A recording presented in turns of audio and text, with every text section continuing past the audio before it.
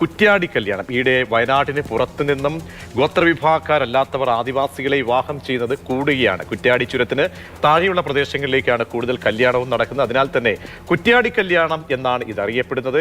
എന്താണ് ഇതിലേക്ക് നയിക്കുന്ന കാരണങ്ങൾ? കുറ്റ്യാടി കല്യാണങ്ങളുടെ അനന്തരഫലം എന്ത്? എല്ലാം വിശദമായി ചർച്ച ചെയ്യുന്ന പഠന പരമ്പര മാതൃഭൂമി പത്രത്തിൽ കുലമിറങ്ങുന്ന ആദിവാസി വധു പ്രസിദ്ധീകരിക്കുന്നുമുണ്ട്. കുറ്റ്യാടി കല്യാണം സംബന്ധിച്ച് ഗോത്രവിഭാഗങ്ങൾക്കുള്ള ആശങ്കകളെ ആധാരമാക്കി ആദിവാസി കലാകാരന്മാർ തയ്യാറാക്കിയ പാട്ടിന് മാതൃഭൂമി ഒരു ദൃശ്യാവിഷ്കാരം ഒരുക്കിയിരുന്നു. മാതൃഭൂമി സീനിയർ കറസ്പോണ്ടന്റ് നീനു മോഹനാണ് അതിന്റെ സംവിധാനം നിർവഹിച്ചത്. ഷമീർ മച്ചിങ്ങൽ ക്യാമറയും എഡിറ്റിംഗും നിർവഹിച്ചിരിക്കുകയാണ്. വിനു കിടച്ചുലനാണ് പണിയ ഭാഷയിൽ പാട്ടെഴുതി സംഗീതം നൽകിയത്. മിനി കനവും വിനു കിടച്ചുലനും സുധി നമ്മയാനും ചേർന്നാണ് അവതരണം.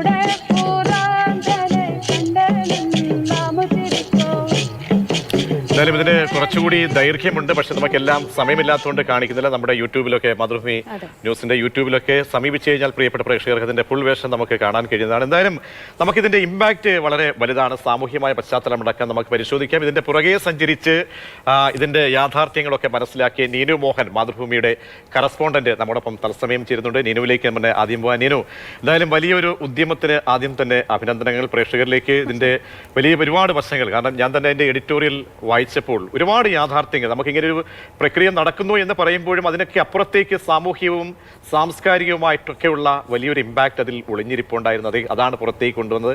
അപ്പോൾ നീനു മനസ്സിലാക്കിയ യാഥാർത്ഥ്യങ്ങൾ അല്ലെ സഞ്ചരിച്ച വഴികളിലൂടെ ഈ പരമ്പര തയ്യാറാക്കിയതിന് ശേഷം എന്താണ് ഈ കുറ്റ്യാടി കല്യാണം മൂലം ഉണ്ടാകുന്നത്? അതിൻ്റെ പോസിറ്റീവ് വശങ്ങളുണ്ട്, നെഗറ്റീവ് വശം എന്താണ് കൂടുതലായി നിഴലിച്ച് നിൽക്കുന്നത്? നമസ്കാരം. ആദ്യം തന്നെ കുറ്റ്യാടി എന്നുള്ളൊരു പ്രദേശവുമായി ഈ ഒരു ടേമിന് ബന്ധമില്ല എന്ന് പറഞ്ഞുകൊള്ളട്ടെ. വയനാട്ടിൽ നിന്ന് പൊതുസമൂഹത്തിൽപ്പെട്ട ആളുകൾ ആദിവാസി വധുക്കളെ സ്വീകരിക്കുന്നതിനെയാണ് പൊതുവിൽ വയനാട്ടിൽ കുറ്റ്യാടി കല്യാണം എന്ന് പറയുന്നത്. ഇതിനൊരു കാരണം ആദ്യം കുറ്റ്യാടി ഭാഗത്തു നിന്നാണ് ഈ വിവാഹങ്ങൾ നടന്നത് എന്നതുകൊണ്ടാണ്. കണ്ണൂർ, കോഴിക്കോട് ജില്ലയുടെ ഭാഗങ്ങളിലാണ്, വിവിധ ഭാഗങ്ങളിലായിട്ടാണ് ഇത്തരത്തിൽ ഇപ്പോൾ നടക്കുന്നത്.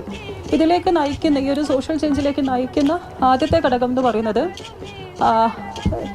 സാധാരണക്കാരായ ചെറുപ്പക്കാർക്ക് പെണ്ണ് കിട്ടാനില്ല എന്നുള്ളത് തന്നെയാണ്.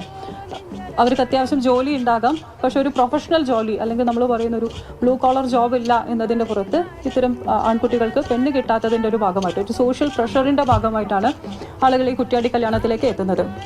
ഇതിൽ നമുക്കതിലൊരു പകുതി തന്നെ പറയാം. ഒരു പകുതി കേസുകളിൽ അല്ലെങ്കിൽ വിവാഹങ്ങളിൽ പൂർണ്ണ തൃപ്തിയോടുകൂടി എല്ലാവിധ എന്താ പറയുക പരസ്പരം കൊടുക്കൽ വാങ്ങൽ, ഒരു അനുഭവങ്ങളുടെ ഒരു കൊടുക്കൽ വാങ്ങലൊക്കെ നല്ല രീതിയിൽ തന്നെ നടക്കുന്നുണ്ട്.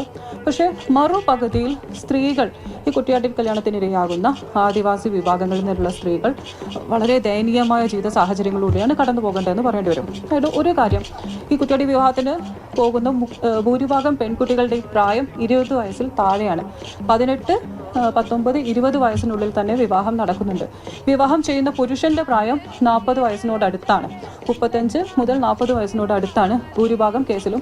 ഏറ്റവും ചുരുങ്ങിയത് 30 വയസ്സെങ്കിലും ഉണ്ടാവും. ഒരു 10 വയസ്സിൻ്റെ പ്രായവ്യത്യാസമെങ്കിലും ഈ കേസുകളുണ്ടാവും. പിന്നെ സാമ്പത്തികമായ പിന്നോക്കം നിൽക്കുന്ന കുടുംബങ്ങളിൽ നിന്ന്, ജാതീയമായി പിന്നോക്കം നിൽക്കുന്ന ആദിവാസി ഗോത്രങ്ങളിൽ നിന്നുള്ള പെൺകുട്ടികളാണ് ഈ വിവാഹത്തിന് തയ്യാറാവുന്നത്.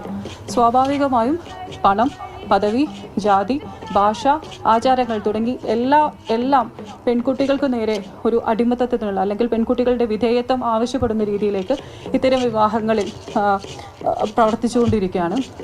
പെൺകുട്ടികളെ സംബന്ധിച്ച് അവർക്ക് വീട്ടിൽ ഭാര്യ എന്നോ അല്ലെങ്കിൽ കുടുംബത്തിലെ ഒരു അംഗം എന്നുള്ള പദവി പലപ്പോഴും ലഭിക്കുന്നില്ല. വീട്ടു ജോലിക്കാരിയുടെ കാരണം ഇവിടെ നമുക്കറിയാം പുരോഗമനമായുള്ള ഒരു കാലഘട്ടത്തിലേക്ക് വരുമ്പോൾ പെൺകുട്ടിയെ സംബന്ധിച്ചോളം അവൾക്ക് 18 വയസ്സ് കഴിഞ്ഞാൽ അവൾക്ക് ഇഷ്ടമുള്ള ആളെ വിവാഹം കഴിക്കാം എന്നൊരു വ്യവസ്ഥയുണ്ട്. അതിനപ്പുറത്തേക്ക് ഇതൊരു തെറ്റായ വ്യവസ്ഥയെ മാറുന്നത് ഈ ചൂഷണം എന്നുള്ളതാണ്. ഇതിൽ ഇടനിലക്കാരുണ്ടോ? ഇങ്ങനെ ഇതൊരു പക്ഷേ ചൂഷണത്തിലേക്ക് എത്തിക്കുന്ന രീതിയിൽ പണത്തിന്റെ ഒരു സോഴ്സ് എന്തെങ്കിലും ഉണ്ടോ? 2, ഈ പറയുന്ന പെൺകുട്ടിയുടെ സമ്മതത്തോടു കൂടി തന്നെയാണോ, അതല്ല അവർക്ക് എതിർക്കാൻ കഴിയാത്ത സാഹചര്യം ഉണ്ടെങ്കിൽ അത് വലിയൊരു ക്രൈമാണ്. ഇന്നത്തെ സംബന്ധിച്ചിടത്തോളം വലിയൊരു ക്രൈമാണ്.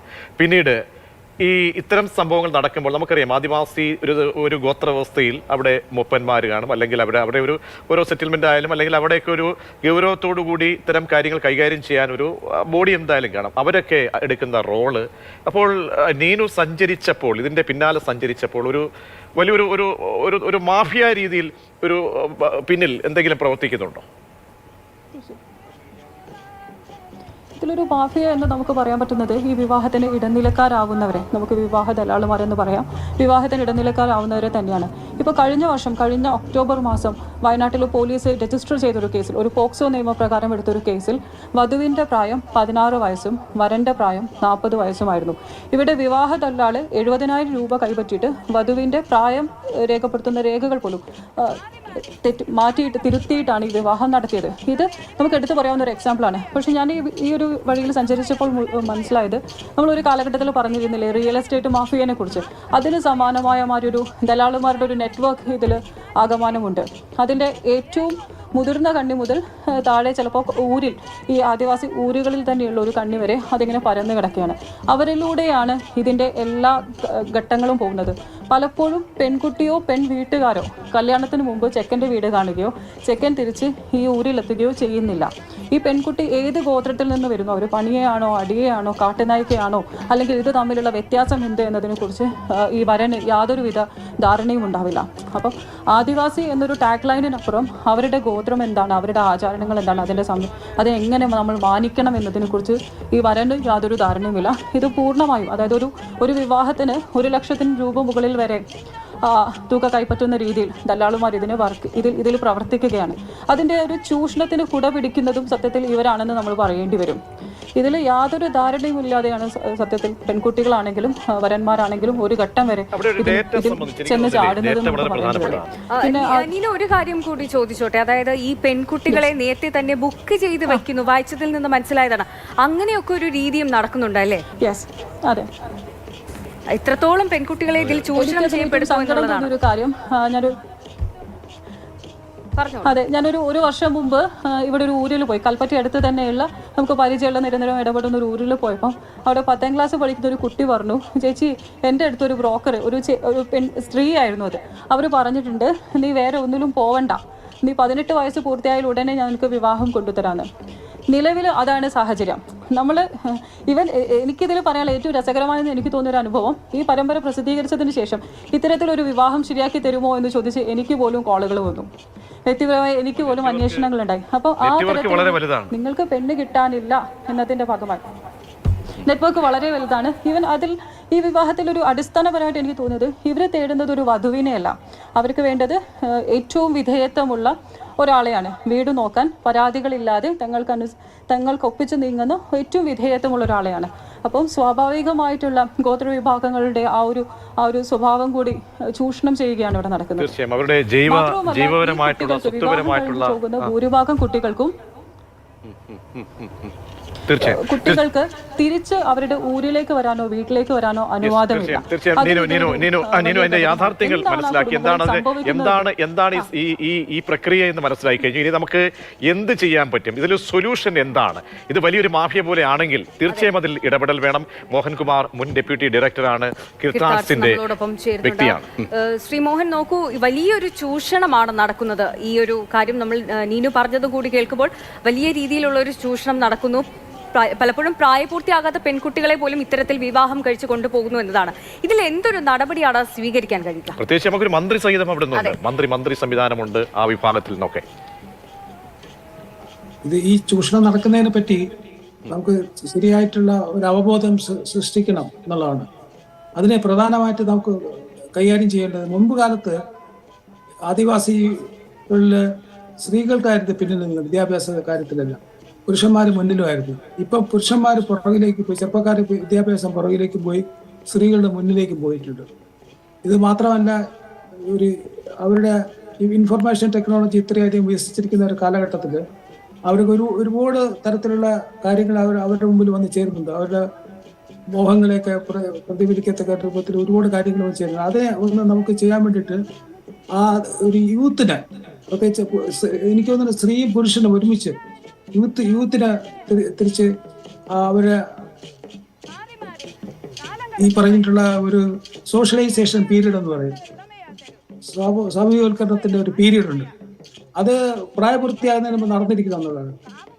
അത് സ്കൂൾ തലത്തിൽ തന്നെ തുടങ്ങിയിട്ട് കോളേജ് തലത്തിലേക്ക് വ്യാപിപ്പിച്ച് അത്തരത്തിലൊരു അവബോധം ഒരു വ്യക്തി എന്നുള്ള ഓരോരുത്തരും ഓരോ വ്യക്തിയാണെന്നുള്ള അതൊരു ലോങ് ടൈം പ്രോസസ്സാണ്. ലോങ് ടൈം ആണ്. നമുക്കൊരു ലോങ് ടൈം ഒരു പക്ഷേ ബോധവൽക്കരണ സമയം എടുക്കും. നമുക്ക് അടിയന്തരമായി നമ്മുടെ സിസ്റ്റം, നമ്മുടെ ഭരണ സംവിധാനങ്ങൾ, നമ്മുടെ പോലീസിംഗ് സംവിധാനമായാലും മറ്റ് ഈ വ്യവസ്ഥാപിതമായിട്ടുള്ള നമ്മുടെ ലീഗലി ഉടനടി ഈ വിഷയത്തിൽ ഇടപെടാൻ എന്താണ് സാധ്യമായ വഴികൾ?